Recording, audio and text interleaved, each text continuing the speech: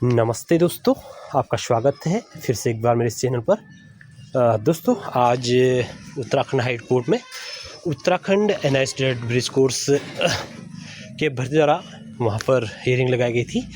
आपको बताया कि इनका पहले चल रहा है। इनका जो मुख्य पर्पज़ है दोस्तों वो इस भर्ती में जो 169 लोगों को सुप्रीम कोर्ट द्वारा शामिल किया गया है, मतलब उनको फॉर्म भरने के लिए अलाउ किया गया था। तो ये चाहते हैं कि अन्य जो अभ्यर्थी हैं उनको भी अलाउ किया गया। तो इसके रिगार्डिंग की जो हियरिंग थी वो लगी हुई थी आज उत्तराखंड उच्च न्यायालय में। तो इसको समझते दोस्तों, क्या इसमें आज ऑर्डर आया हुआ है, क्या जजमेंट है।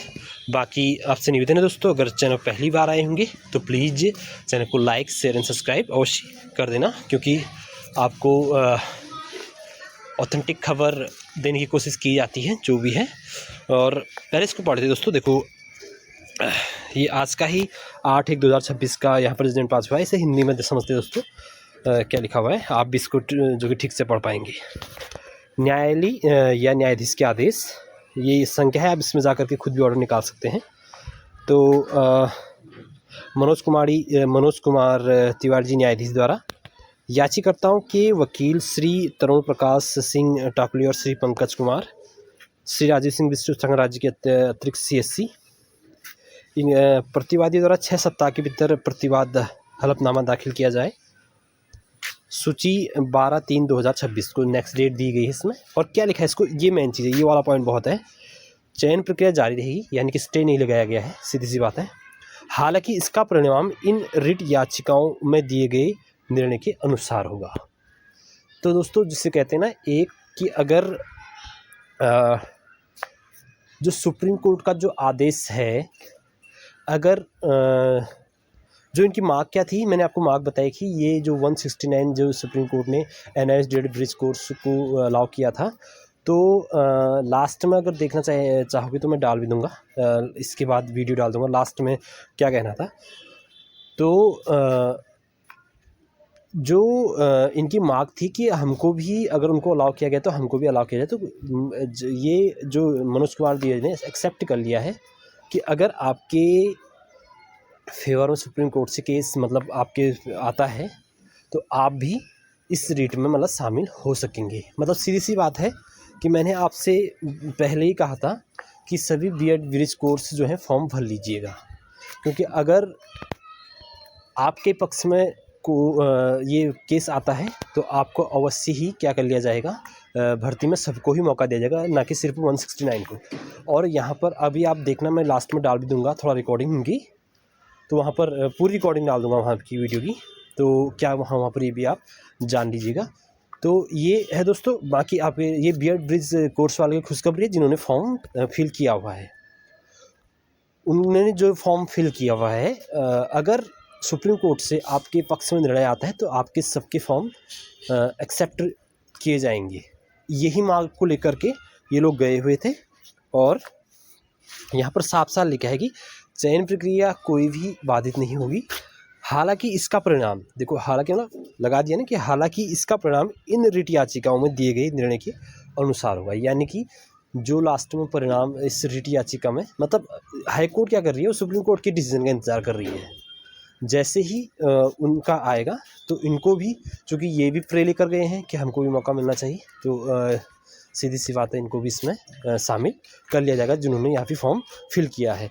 तो ये है दोस्तों खबर। इनके जो जितने भी ये B.Ed ब्रिज कोर्स संबंधित जितने भी अपने कैंडिडेट जिन्होंने फॉर्म फिल किया गया है, इनको इनके काउंसलिंग, इनके सुप्रीम कोर्ट के अधीन को रखा जाएगा। और देखते हैं आगे क्या होता है। जो भी होगा दोस्तों मैं आपको अवश्य बता दूंगा। बाकी आप अब मैं आज की जो वहाँ की भी जो कोर्ट में हियरिंग हुई थी उसकी रिकॉर्डिंग डाल रहा हूँ, ऑडियो रिकॉर्डिंग आप सुनिएगा ध्यान से। हो चुके तो हेडफोन लगा लीजिए और आप अच्छे से बेहतर से समझ पाएंगे। तो दोस्तों फिर मिलते हैं एक नेक्स्ट वीडियो में। आप इस ऑडियो को सुनिए, और अगर चैनल पहली बार आएंगे तो प्लीज़ चैनल को लाइक शेयर सब्सक्राइब अवश्य कर देना। धन्यवाद। पूरा पढ़िए ना उसको सर। नहीं तो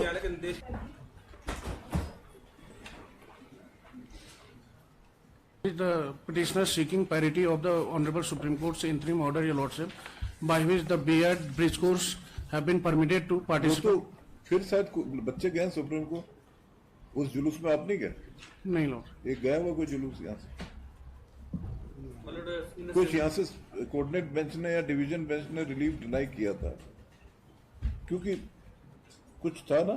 मतलब इसमें एक सिमिलर मैटर जो साथ में लगा है, in that time to counter affidavit has been. नहीं, इनका क्या, are they entitled for participating? No, मतलब आपका देवेश कुमार नहीं, देवेश कुमार के बाद आपके रूल्स में क्या है इनके बारे में? ये कहते हैं ब्रिज कोर्स ना, yes lord, bridge course they did BEd through correspondence वाले, yes, through open NIOS, yes ये lord, वो थे जो प्राइवेट स्कूल्स में थे। yes lord, इनके लिए कहा था कि आप ब्रिज कोर्स कर लो तो then your employment will be saved, you will continue to serve. yes lord, अब आप चाह रहे हो कि सरकारी में आ जाए, लेकिन आपके उसमें तो जो आपको बीएड या वो एक में कंडीशन थी कि गवर्नमेंट के लिए this will not be make them eligible for employment under the state, आपके उसमें लिखा था? no lord sir, my lord, या वो उनका था एक कॉरेस्पॉन्डेंस वाला भी कोई कोर्स था?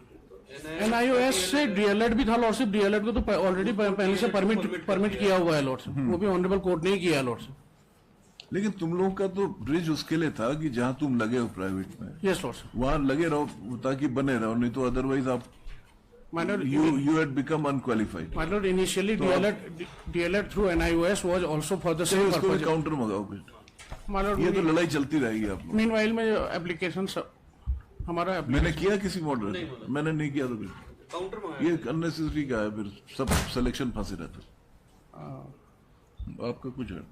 एक पोस्ट कर देना, नहीं, मतलब क्योंकि लॉर्डशिप सुप्रीम कोर्ट ने ऑलरेडी इनको परमिट किया हुआ है, क्या प्रॉब्लम? जो सुप्रीम कोर्ट ने परमिट किया lord, kindly I have annexed the order, your lordship, my lord, kindly see the order pass by the honourable supreme court, your lordship, that is at page number,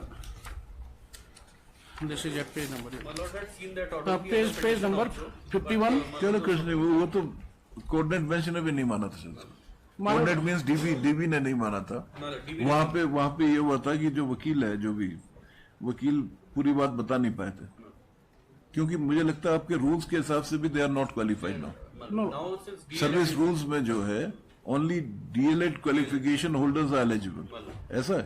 ऐसा BEd वालों का जिक्र है rules में? नहीं, मतलब अगर नहीं है तो फिर आप एनसीटी हैड रिकॉग्नाइज्ड अस, नहीं, जब तक आपको सर्विस रूल चैलेंज करना पड़ेगा ना, फिर आपको कहना पड़ेगा कि there should be provision made for us. अगर वहां केवल डीएलएड है and you are BEd, then you are not eligible. My lord, हमें भी सुप्रीम कोर्ट के लाइट में ही तो आप सुप्रीम कोर्ट जाओ, गो we may be, my lord, at least the respondents may be directed, your lordship, that in case the Supreme Court will allow them, your lordship, then we will also, supreme court कह देगी तो वो तो law of the land है, then we will also be entitled for the same benefit, your lordship. अरे वो कहने की क्या जरूरत है? वो तो सुप्रीम कोर्ट जो कहेगी वो सभी बाइंडिंग है। Count. हाँ, counter 6 weeks for counter, list with red petition number. कोई और पेंडिंग है? नहीं, मतलब वो साथ ही कनेक्टेड है लगा। लॉर्डशिप, एक मैंने पहले कोई इंटरटेन, उसमें भी काउंटर मंगाया तो वो लगा। साल लगे लॉर्डशिप। चल लिस्ट में Selection subject to the, मतलब selection shall continue, however outcome thereof shall abide by decision in this writ petition. I am grateful. Grateful.